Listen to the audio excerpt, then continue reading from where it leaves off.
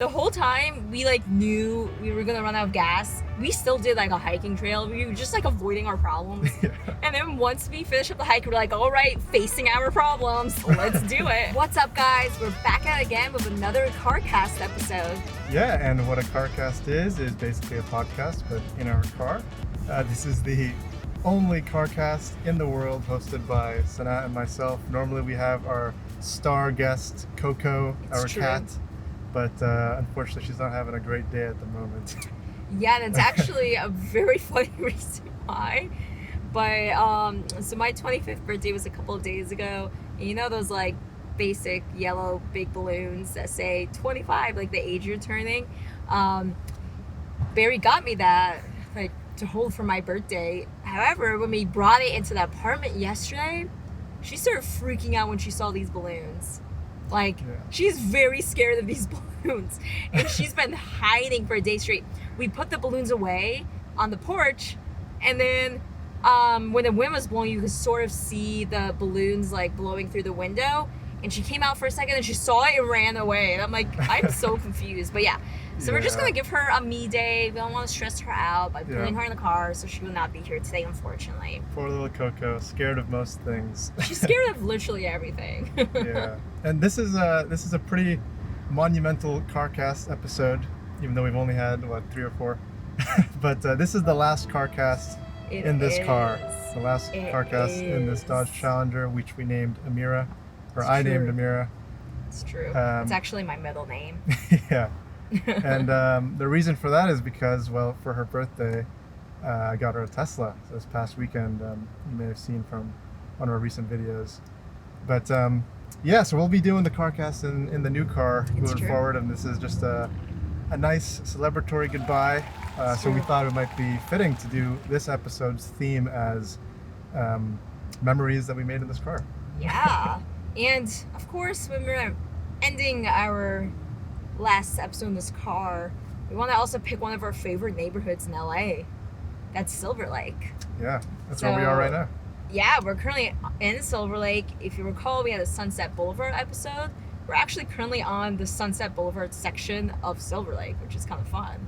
You guys didn't even get to see that last time. I'm telling you, the street goes on forever. You can see downtown. You can see downtown in the distance. This road's just gonna keep going. But yeah, Silver Lake, very hipster, trendy area of LA. It's one of my favorite spots. That's amazing coffee, like really good food spots. Some of my favorite spots for coffees in Intelligentsia. There's the classic La Colombe, based out of Philly, but it's also over here. Yeah, for those of you, if you've never been to LA, you got to make sure you stop by this neighborhood. Yeah, because it's a vibe. It's great. It's such a vibe. Just like walk on Sunset Boulevard, you're gonna see all the cool spots in Silver Lake. And also, Ryan Gosling lives here, so like, it's a great place. You already know. This is all the evidence you need. Good coffee, Ryan Gosling, chill. What is that thing on this car in front of us? Is that a what is that? Is that a sock? No.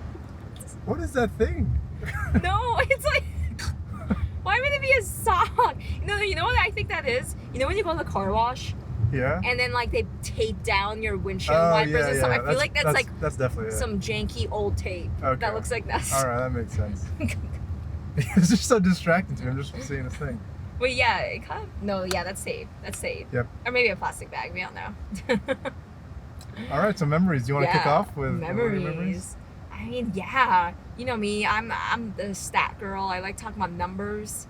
And one thing I was thinking about when I was thinking about memories in this car is like the number of states this car has seen, the number of places it's been.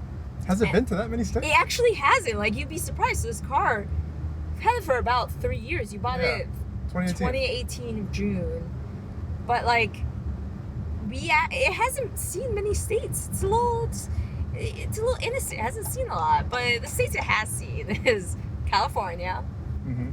It has seen Utah. It has seen Arizona. Yep. And I'm sad to say I think that's it. Really? Wait, has it seen any? Are there states between California and Utah? It's seen Nevada. It's seen Nevada. It's seen Nevada. What about between Utah and California? Is there nothing in there? That's Nevada.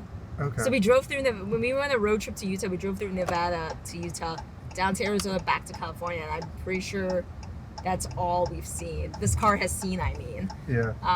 So yeah, I thought that was interesting. Okay. And one of my favorite memories of that road trip was just, honestly, this car is super comfortable for a road trip. Yeah, you wouldn't expect it You from a wouldn't. 2-door coupe. Yeah. But it's actually not. It's not too. It's It's really not too comfortable. bad. It's super spacious. So, like, Been to Arizona, by the way. We've got Arizona. No, I said Oh, you said Arizona. Arizona, okay. This guy's like, we all know what he's looking at. Anyways, so what I like about this car though is that it is extremely spacious, very wide car, and like you may not be able to think that because there's 2 doors, but like the trunk is huge. It is. Yeah. We have fit so many things there.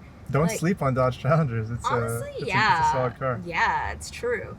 Like we cramped a ton of wedding stuff in there when we got married a year ago. This was actually the car. One of my fondest memories of this car was that it was like our send-off car for our wedding. That was last year, right before the pandemic. Yeah. And this was the car that we Yes, sir. drove off in the sunset. It was nighttime. We just drove off. What's funny is that since obviously a big day, wedding day, I wanted to make sure the car was super clean and washed up. I haven't washed it in like weeks, maybe even months. And I was gonna wash it the day of in the morning, and I was running so late to the wedding. And This guy's always late. I Keep this didn't in have mind, I he's didn't have always time late. to wash Always the late. car. So it's like now hours before like the wedding stuff starts to begin, and I'm like, all right, I need to get this car washed. I'm at the wedding venue with the car, which it's pretty dirty. And your dad told me, he saw me about to leave.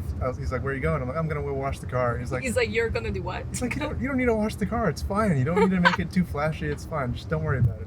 And I kind of insisted that I want to make sure it's clean. So I leave and I search for a car wash. I had such poor preparation. And we're in Malibu. It's not like where there's a ton of like shops and stuff. Yeah, that's like about an hour from us too. Yeah. And I searched for a car wash. The first one I called was closed. The second one, and the only other one that I found nearby, was in like a neighborhood. It was weird. It was like in a neighborhood of homes about 15 minutes away. And I was desperate. I needed a car wash, No so this questions was it. asked. So I go there. I drive 15 minutes. Valuable 15 minutes. This is a hectic wedding day. I get there and I see just a bunch of homes. And I'm like, where's the car wash? I see in Google Maps, there's like, I think it was like Henry's Car Wash or something like that. And I ask around, there's like some people walking around. I'm like, hey, do you know about this car wash? And they're like, oh, Henry. Yeah, he's not washing cars today. So I guess there's just some guy who There's started a guy his business named Henry. in his like home. So I did not get a car wash. I went to go to like a gas station, just like wiped off some of the dust with those those free little wipers you have. But I didn't get the car wash. So in the end, your dad won. We didn't get a car Yeah, wash. he was right there. Yeah. It's funny because like Barry's just like always a late guy, and he's choosing like our wedding day when he needs to be at the venue. He's like, I'm just gonna go wash a car. Yeah. That's a funny memory of this car. Another one is your parents were visiting one time, and we were driving them around, showing them a good time in LA, and we were dropping them back to their hotel. And looking back, this sounds silly, but what was going on in my head was our gas was basically nearing empty, like nearing Yeah. the zero line. Yeah. And I didn't want to stop for gas with your parents in the car. I just thought it would like look bad. I know that sounds silly, but I felt like okay. it's like it's a sign of unprepared, like sign of not being prepared with gas. Oh, poor Barry. So I didn't want to stop for gas. We dropped them off at the hotel successfully, but about 5 minutes later, on the way home, me and Sanaa were driving home after that. The car just totally stops. We ran out of gas. And I thought, I could have sworn that there was like a protocol with cars where like before it'll actually stop and like just run dry, it'll make like a beeping sound. But there was no beeping sound. There was no beeping sound. It just stopped. So we had to pull over on the side of the road. Yeah, it was very interesting. We just ran out And of the gas. funny thing was we were about like a mile. We were about like a mile, I think, from our apartment. Yeah. And we knew, okay, there's half a mile down this road, there's a gas station. It wasn't a mile. It was like 2 miles. Okay, fine, 2 miles. What's the difference? We don't know. But anyways, the gas station, we knew there was a gas station like about half mile down the road. So we just walked to this gas station, and we have no idea what to do in this situation. We're like, we just need some gas. And then we like walk into the gas station like, hey, like, do you like sell those bottles? Like those containers for gas. They didn't sell anything. No, they did not. And then we were like trying to think. We got like a gallon of milk, didn't we? And like. Yeah, we literally got. No, I think it was like a gallon of water. Oh yeah, a gallon of water. We got a gallon of water. And then we emptied it out and just started filling up this gallon of water, like this gallon bottle with it. And then like the owner of the convenience store comes down and is like, hey, like, you can't do that. It's against the law. And I'm like, it's what? Like, we have no gas. We are down the street. The car's just there. It's just there. What are we going to do? I mean, what else are we going to do? Yeah, and then I think he felt bad for us, so he just, like, let it slide. We walked back, filled up the gas, made it home. Well, actually filled up the gas for real this time, and then made it home. Yeah. There's actually a lot of funny stories with gas in this car. One time we were picking up Danya. Our friend Danya from Fresno, which is about like 3.5, 4 hours away. Yeah, it was a road trip day. We drove up there, and then we wanted to stop by Kings Canyon National Park, so we did that. And on the way there, we're running low on gas. Just like an everyday typical occurrence. Yeah, but it was going to be a quick stop. We weren't going to like spend the whole day in Kings Canyon. We're going to go there. We also were thinking, we had about 20 miles left to reach the national park, and we're like, oh, like there's probably gonna be a gas station. Yeah. Like we're probably gonna see a gas station, so it'd be good. Fun fact, Kings Canyon National Park, I don't know if it's all national parks, no gas stations within the park. So we're like, all right, like we're like at the empty line essentially in this national park, knowing that there is no gas station for 20 miles. And the odometer, is that what it's called? Where it shows me how much gas was left? I don't think it's odometer, but anyway, it showed that I had like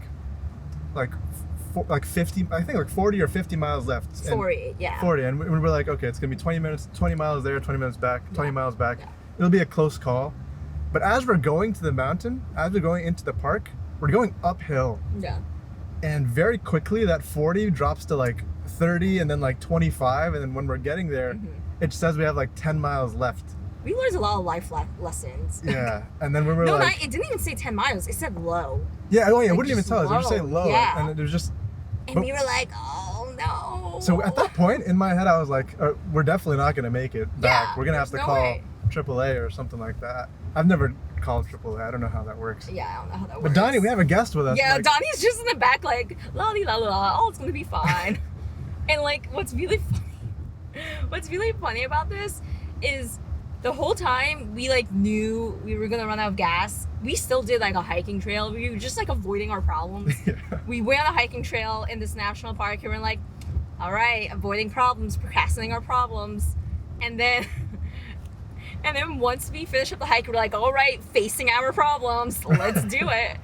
And yeah, like it was so stressful. We knew there was a gas station about 25 miles away. Yeah. Knowing that the tank says low, meaning there is probably like 10 miles at this point. Like there was like nothing. And Barry starts driving. Yeah. He starts driving. And as we're driving down, we made the group call like, let's just keep driving until the car stops and then we'll call. Yeah. And we're driving downhill, and this is where some more LE comes into play, life experience. We barely use gas on the way down because it's a downhill slope, and the car is just basically going. I'm not even putting any pressure on the gas pedal. Yeah. If you don't brake, no gas, like it was just rolling. Using virtually no gas, and we somehow made it. Physics. We made it to the gas station 20 miles away, even though the car said low for like the longest time. And like we were below the empty line. Like the arrow literally went below the empty line. So yeah, that's a story of how we drive too much in one day and also play games with gas. And like, will we learn? No. Actually, maybe we will one day. Oh, now we got the Tesla. We'll see if. So yeah, maybe we'll deal with electricity problems. Yeah. Which will be even scarier because that's less available. You can't just get a gallon of electricity to charge a car. So yeah, I think we'll learn some fun lessons along the way. But yeah, we just always play games with gas. Another cool thing about this car when I think back about the memories is that Sanaa would drop me off to work every day when I worked in downtown. Yeah. And we had just one car that we were sharing. Yeah, and I would work from home most of the time. I used to have a job where I was traveling most of the week, and on the days that I wasn't traveling, I just worked at home. So I was like, oh yeah, I'll drop you off. That's chill. And then pick me up from work at the end of the day. Facts. Honestly, I'm so grateful. Those were good times. It was almost like, going to school, like getting dropped off, coming back home. What? Like, that's a pretty, like, who does that? What type of, like, husband gets dropped off by their wife at work? Like, that's a pretty unique scenario. I'm I just liked a nice individual. It was very It nice. was actually pretty selfish reasons. So, like, I really just wanted to have the car during the day because I like to, like, leave and get coffee or lunch or whatever. So I was like, if he takes car, then I do not have car. Yeah. And the funny thing is, when I drove this car, like, this is like a muscle car. It's like a dude car. Yeah. And when it was just me in the car, which happened a lot, and like another person who also has the same car drives by, they would always just nod their head at me, like these random dudes, these macho dudes. And I'm like, wait, I'm not one of you. I don't belong in this scenario here. I do not relate. But I was one of them when I drove this car. Fun fact. It's interesting that you say it's sort of selfish reasons, because I see it almost selfish because I get a nice ride to work, and I don't have to pay for parking. I don't have to worry about parking. I was so frugal about parking when I worked in downtown LA for the dumbest reasons. All right. For the dumbest reasons. Almost getting hit by cars. So now I picked this route. This route's got so many turns. Okay, yeah, but Did I miss a Silver turn? Lake, I'm no, good. you're good. All right. You're good. Silver Lake's like this, guys. Silver Lake's a lot of narrow, hilly roads. Yeah. Anyway, let me tell you something Yeah. about parking in downtown. Yeah, There's no free parking like in downtown, facts. but there is free parking like 20 minutes out of downtown. Okay, yeah. So what I would do each morning, this is before you would drop me off, or the times when you couldn't drop me off, I would go park somewhere, either in Chinatown or like there's like this neighborhood nearby downtown. Park there for free, and then either walk to work or take a bus or a scooter, Yes. just to save a few bucks on parking for the day. Yes. But the ironic part is that at the end of like a year and a half or 2 years working downtown, Yes. I ended up getting like at least 6 or 7 parking tickets because I broke the rules, and I got my car I got my car towed twice. Several times, not Twice. just once. So I paid probably over like $1,000, definitely over $1,000, maybe much more than that, in like car related fees, which would have been much less if I just ended up getting like a parking pass in some sort of garage, and much more convenient anyway. This is so true. So, yeah. This car has seen a lot of towing, a lot of tickets. Honestly, like, I just feel like that's part of living in LA though. Like, parking tickets, it becomes a part of your life. Yeah. Like, I've been driving since I was 16, and I never got a parking ticket until I moved here. And I'm like, what is this? This feels like a trap. You would be surprised. One time we got a parking ticket. I don't know if you were there, but it was in West Hollywood, and I made sure I looked at the signs because at this point I was scarred by so many tickets. I was like, all right, parking is free right now. I'm good. I come back and I see a ticket. I'm like, what could it possibly be? That's how they get you. Guess what it was for? It was for my tires were not turned, and I was on a slope. It wasn't even a steep slope. It was just like a little bit of an incline.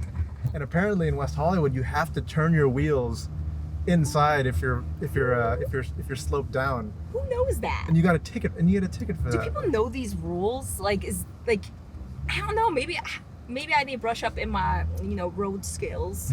I actually still, after living here for a year and a half, I still have my New York license. These are things that need fixed. Go to the DMV. Real bad. Like, it's been too long. Yeah. But yeah, like, I guess I don't know these particular rules. And the first time I got a parking ticket here was when I parked some for literally like 20 minutes. The sign was completely faded out. You could not read it at all. And I'm like, I saw a car behind me. I was like, I feel like I can park here. So I did. And I come back, and the parking officer literally was leaving my car just wrote a ticket. I was like, wait, I can't, the sign is illegible. Like, this isn't fair. And she's like, the sign that's all the way down the street is legible though. You didn't see that one? I'm like, no. And I tried finding the ticket with no success. They're just like, too bad, pay this ticket. Man, parking ticket enforcement officers have got to be the most hated people in LA. Yeah, it really, like, I feel like some of them are just out here like, oh, I'm just trying to do my job, and everyone's like, I can't stand you. Man. Yeah, this car has been through quite a bit. You know, cars are material things that don't matter at the end of the day, but the memories are priceless. And honestly, facts. This car has had surfboards on top of it. Yes. It's had a kayak on top of it. Facts, a kayak that I dropped, but we will not discuss that. It has a camera on top of it right now. Yes, yeah, it's had 2 bikes in the back attached to the trunk. Honestly, it really can hold its weight. Yeah. It's a powerful car. We're gonna miss the memories here. Absolutely. This neighborhood is quite pretty. Look at all the houses and hills. Yeah. All the houses in Silver Lake. It's like a really solid place. I think it's very underrated. There's also like a great, like, Silver Lake also is like, there is a lake in Silver Lake. We were driving by it earlier. We're about to approach it again, but there's an actual lake. Like, it's not just Silver Lake for fun. It's actually man-made, but we will not discuss that. And it's great. It's like a 2-mile loop. You can go on a beautiful run. It's a good time. I really like Silver Lake. Yeah. This would be one of my top neighborhoods of LA. Absolutely. Where's my snack? Oh, there's no snack because there's no snack. We're fasting for Ramadan. Yeah. So no coffee of the carcast, no snack of the carcast. You can imagine right now. I'll know that if I did have coffee, I would just have like a very solid iced latte, just basic iced latte. I just really want that. What would you eat if you had a snack right now? I would probably have a date. Yeah, oh, that's very Ramadan of you. Yeah. Love dates. Love Ramadan. Honestly. It's a vibe.